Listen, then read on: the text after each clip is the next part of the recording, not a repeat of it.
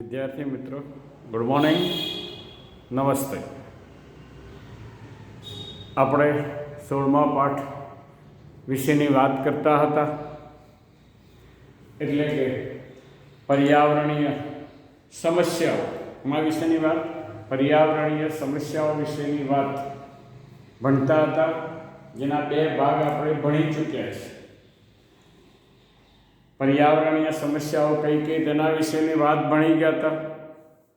પ્રદૂષક કોને કહેવાય, પ્રદૂષણ કોને કહેવાય, પ્રદૂષણના પ્રકારો, હવાઈ પ્રદૂષણ થવા માટેના જવાબદાર કારણો વિશેની વાત આપણે ભણી ચૂક્યા હતા. અને આ હવાઈ પ્રદૂષણની અસરો વિશે પણ આપણે ભણી ચૂક્યા હતા. હવે આપણે આ હવાઈ પ્રદૂષણને અટકાવવા માટેના, નિયંત્રણ માટેના કેટલાક ઉપાયો વિશેની વાત ભણીશું. કે હવાના પ્રદૂષણનું નિયંત્રણ કરવા માટે પ્રકાશ રાસાયણિક ધુમાડો શક્ય હોય તેટલો દૂર કરવો જોઈએ. એટલે કે પ્રકાશ રાસાયણિક ધુમાડો કે જે વાહનોની પેદાશ છે, બધા જ વાહનોને રોડ ઉપરથી દૂર કરી શકાય નહીં, પરંતુ તેના વિકલ્પ તરીકે વાહનના વિવિધ પ્રકારો વિકસાવવા જોઈએ.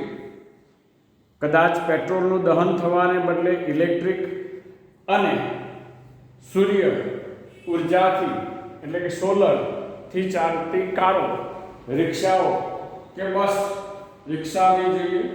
અને દ્વિચક્રીય વાહનો એ આ ઇલેક્ટ્રિક આધારિત વિકસાવવા જોઈએ. વાહનોની સુયોગ્ય જાળવણી તેમજ શીશા મુક્ત એટલે કે લેડ રહિત પેટ્રોલ અને ડીઝલનો ઉપયોગ કરી આ હવાઈ પ્રદૂષણને અટકાવી શકાય. આ હવાઈ પ્રદૂષણમાં આપણે જોઈએ છે કે કણ સ્વરૂપી હવાઈ પ્રદૂષકો અને વાયુ સ્વરૂપે પ્રદૂષકો જે છે એના વિશે આપણે જાણવું પડે અને દૂર કરવા માટેના ઉપાય વિશે ભણવું પડે. આપણે આ કણ સ્વરૂપી હવાઈ પ્રદૂષકોના સ્ત્રોત છે એમાં થર્મલ પાવર સ્ટેશન અથવા ગુજરાતીમાં તાપ વિદ્યુતીય એકમોના ધૂમ્ર સ્તંભો. તમે ગાંધીનગર ગયા હોય તો સાબરમતી નદીના કિનારે જોવા મળે. એ જ રીતે કોલસા આધારિત તમે પાવર સ્ટેશન અમદાવાદમાં સાબરમતીમાં પણ જોઈ શકે છે. આ ધૂમ્રસ્તંભો એટલે કે ચીમનીઓ, પીગલકો એટલે કે ધાતુ ગાળવાના કારખાના, કયા ધાતુ ગાળવાના કારખાના અને અન્ય ઉદ્યોગો કે જેની ચીમનીઓમાંથી ધુમાડો મુક્ત થાય છે, એમાં કણ સ્વરૂપી દ્રવ્યો પણ રહેલા છે. આ કણ સ્વરૂપી દ્રવ્યને દૂર કરવાની બે પદ્ધતિઓ, એક સ્થિર વિદ્યુત અવક્ષેપક એટલે ઇલેક્ટ્રોપેસિપિટેટર્સ અને બીજું છે માર્જક એટલે કે સ્ક્રબ્સ. આ બે પદ્ધતિઓ દ્વારા આપણે શું કરી શકીએ છીએ? આ હવાઈ પ્રદૂષકો, કણ સ્વરૂપી પ્રદૂષકોને આપણે દૂર કરી શકીએ. અહીંયા પહેલાં આપણે જોઈએ છીએ કે સ્થિર વિદ્યુત અવક્ષેપક. આપણે આ આકૃતિ દોરેલી છે, એ આકૃતિ સમજવા માટે દોરેલી છે. ઘણી વખતે MCQની અંદર પણ આકૃતિ આધારિત પ્રશ્નો પૂછાતા હોય છે, એટલે એ દોરવી જરૂરી છે. આ પાઠ આપણા સિલેબસમાં છે નહીં, એટલે આપણે જોઈ ગયા હતા કે એ ડિલેટ સિલેબસમાં છતાં પણ આ કોમ્પિટિટિવ એક્ઝામ માટે તૈયાર કરવું જરૂરી છે. આપણે જોઈએ છીએ કે આ સ્થિર વિદ્યુત અવક્ષેપક સૌથી વ્યાપક રૂપે ઉપયોગમાં લેવામાં આવતી પદ્ધતિ, સૌથી વધારે વ્યાપક એટલે કે સૌથી વધારે ઉપયોગમાં લેવામાં આવતી પદ્ધતિ છે. અહીંયા આ થર્મલ પાવર પ્લાન્ટમાંથી બહાર નીકળતા વાયુ પદાર્થોના 90% કણ સ્વરૂપી દૂર કરી શકાય, કણ સ્વરૂપી દ્રવ્યોને દૂર કરી શકાય. તેમાં હજારો વોલ્ટેજ જળવાયેલો એક ઇલેક્ટ્રોડ તાર હોય છે. તેનાથી સર્જાતા વિદ્યુત ક્ષેત્રથી શું થાય છે? ઇલેક્ટ્રોન ઉત્પન્ન થાય. આ ઇલેક્ટ્રોન્સ ધૂળના રજકણો સાથે ચોંટી તેમને વાસ્તવિક ઋણ વીજભાર આપે છે. તળિયાના ભાગે આવેલ સંચાયક તકતીઓ, કઈ આ સંચાયક તકતીઓ અથવા તો પટ્ટિકાઓ વચ્ચે ધૂળના રજકણો નીચે પાડી દેવામાં આવે. હવાનો એકદમ ઓછો વેગ પૂરતો છે. આ રીતે આપણે કણ સ્વરૂપી દ્રવ્યો જે છે એને આ સ્થિર વિદ્યુતક્ષેપક એટલે કે ઇલેક્ટ્રો પ્રેસિપિટેટર્સ દ્વારા આ રીતે આપણે દૂર કરી શકીએ છીએ. આ પદ્ધતિથી ધુમાડામાંથી અને થર્મલ પાવરમાંથી નીકળતા લગભગ 90% કણમય દ્રવ્યોને દૂર કરી શકાય છે. હવે બીજું જોઈએ છે આપણે માર્જક કે સ્ક્રબ્સથી સલ્ફર ડાયોક્સાઇડ જેવા ગેસ દૂર કરી શકાય છે. કેવા?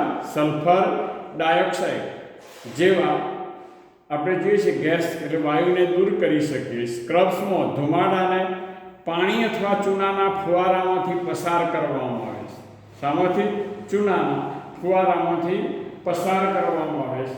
અહીંયા આ રીતે આપણે ચૂનાના ફુવારા દ્વારા અથવા પાણી દ્વારા એ વાયુ જે છે એ વાયુ અંદર પાણીમાં ભળી જાય અને દૂર કરી શકીએ છીએ. આ રીતે આપણે અહીંયા જોઈએ છે કે આ કણ સ્વરૂપે અને આ વાયુ સ્વરૂપે જે દ્રવ્યો છે એ દ્રવ્યોને આપણે દૂર કરી શકીએ છીએ અને હવાને શુદ્ધ બનાવી આપણે એને ઉપયોગમાં લઈ શકીએ. એની હાનિકારક અસરોથી આપણે બચી શકીએ છીએ. એટલે કે આ બે પદ્ધતિઓની વાત કરી. હવે આપણે એક જોઈએ કે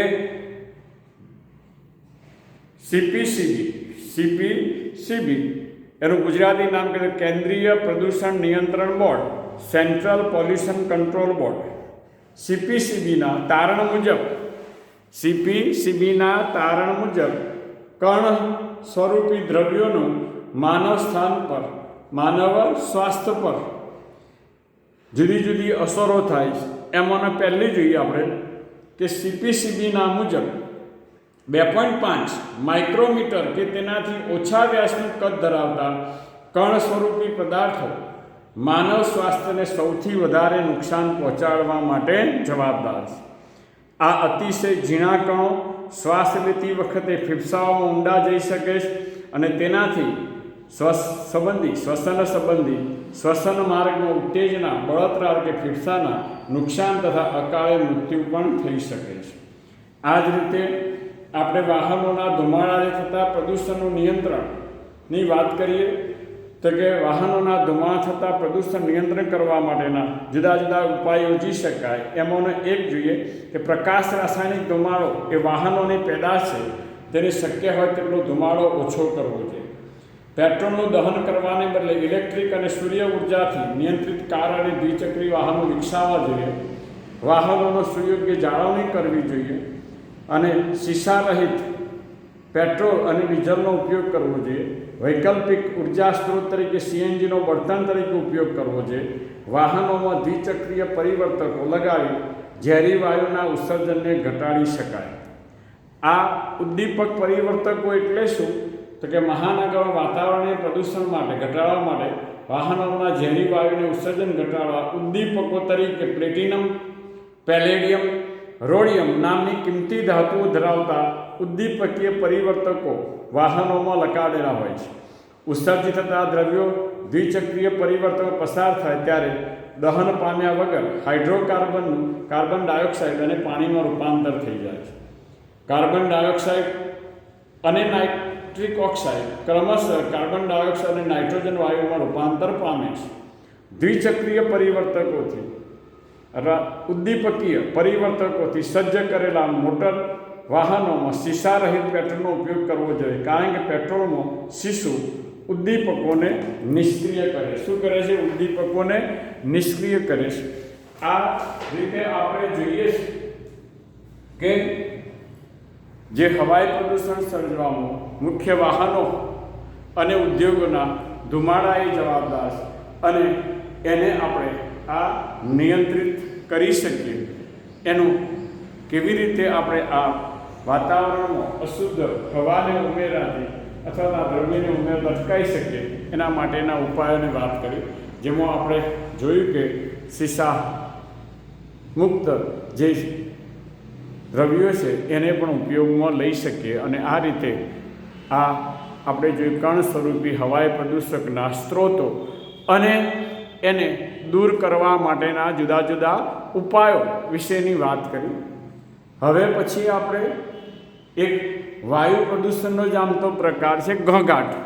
એ ઘોંઘાટ કેવી રીતે સર્જાય અને ઘોંઘાટને શા માટે આપણે પ્રદૂષણ તરીકે ઓળખીએ છીએ, એની માનવ સ્વાસ્થ્ય ઉપર કઈ કઈ અસરો થાય છે એના વિશેની વાત પણ હવે આપણે આ પછીના લેક્ચરની અંદર ભણીશું.